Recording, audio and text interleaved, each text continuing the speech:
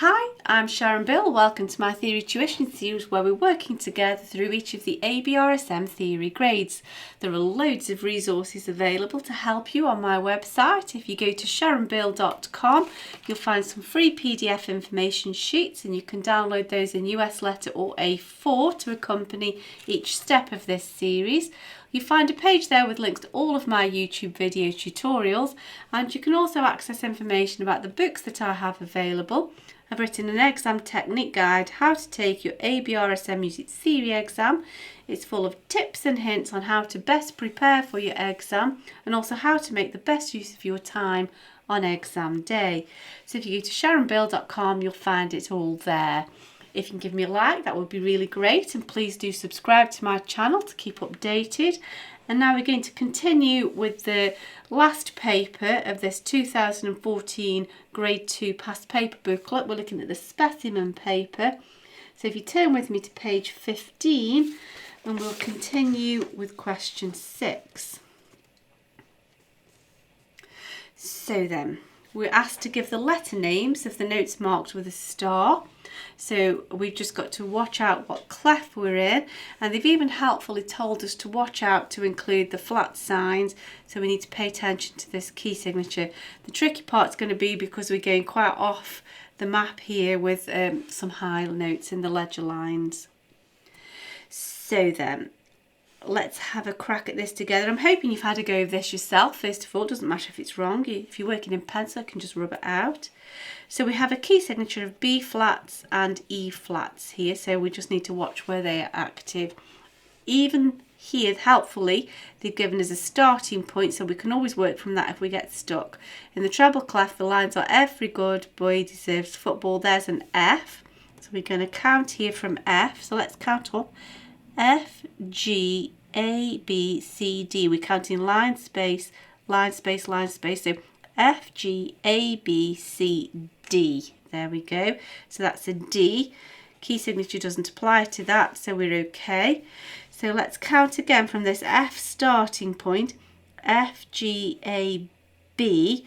So it would be B, however, we know that it's got to be B flat because of the key signature. The other way of approaching this is instead of counting from a point that you've got here, we can count down an octave, counting this as 1, 1, 2, 3, 4, 5, 6, 7, 8. And so we can see we're on every good boy deserves D, but an octave higher. So if we weren't sure of our clefs, we've told that this is an F, so one below F is E. So we know that. And also it's an E flat because of the key signature. We also know that the space is spelled face, F-A-C-E, in the treble clef. Now here, they've actually given us this. So really, they've given us a mark here for 3. We know that's an F. And we know every good boy deserves football, so there we go. So if that's an F, one above F is G. And then counting up again, one up again is A, F, G, A. And so let's carry on here. We've got the B here, we've got the D here, and this one is in between. So that would be one below this, which would be C. Alternatively, we can double check that and think F, G, A, B, C. Or we can count down an octave. 1, 2, 3, 4, 5, 6, 7, 8. F, A, C, but an octave higher. And then here, every good boy, that's a B, but of course it's a B flat because of your key signature. That's that first part completed, and now we're asked to draw a circle around 2 notes next to each other that are a third apart. Now this is a really easy interval to spot. Rushing here. So keen, because this is an easy question. Regardless of what clef it's in, a third apart goes either from line to line or it goes from space to space. 1, 2, 3, 1, 2, 3, and so it's super easy to spot. So we've got a third apart here. I'm sure there'll perhaps be another one, is there? Oh, perhaps there isn't.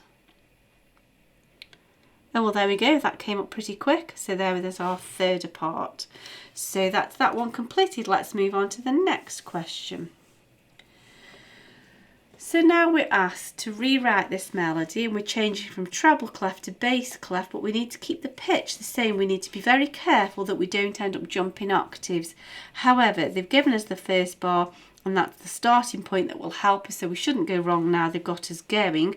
But the other point is to keep middle C as our anchor point. So middle C is at the bottom of the treble, the top of the bass, and very helpfully they've started us on that. So that's our reference point to keep referring back to, so that we don't end up jumping in the wrong octaves. So as they follow down, we will now follow and shadow their part. So there's a C going down to a B.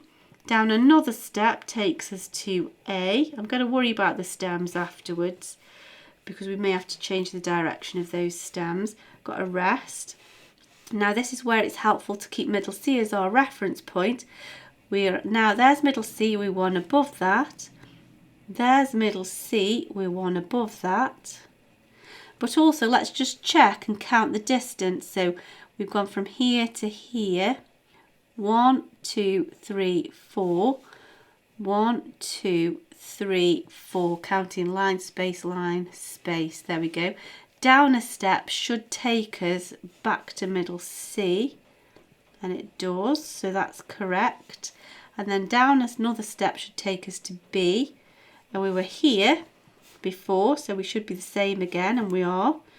So just keep checking we're going up and down in the right direction, the amount of steps required, and then refer back to reference points to double check that. So now here's middle C.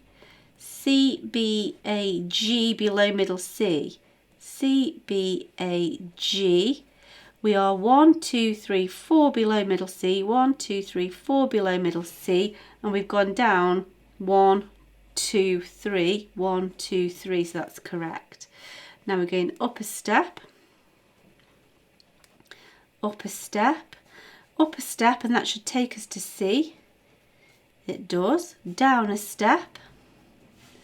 And now we're going to go down 1, 2, 3 from space to space here. 1, 2, 3.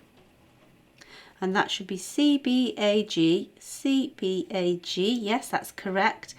All the way back up to middle C. And let's double check. 1, 2, 3, 4. 1, 2, 3, 4. Yes. Up a step above middle C. So we still need that ledger line. Back to middle C, down a step, rest. There we go. So you can see there's lots of different ways of double checking what you're doing as you go along. And so actually all of these, we can see at a quick glance, are all above the middle line. So all the stems are going to come down. So there's nothing tricky going on there. And I'm just trying to show that as these note heads go down, my stems will reflect that. You can see the general direction. We'll angle that up a little bit. There we go. And that needs a little tail on it. And that's job done. So that's the end of that question. We'll look at the next question in the next video, and we'll just finish the paper there. I do hope this is helping you. I hope it's of benefit to your studies. I hope you're enjoying it. I certainly am.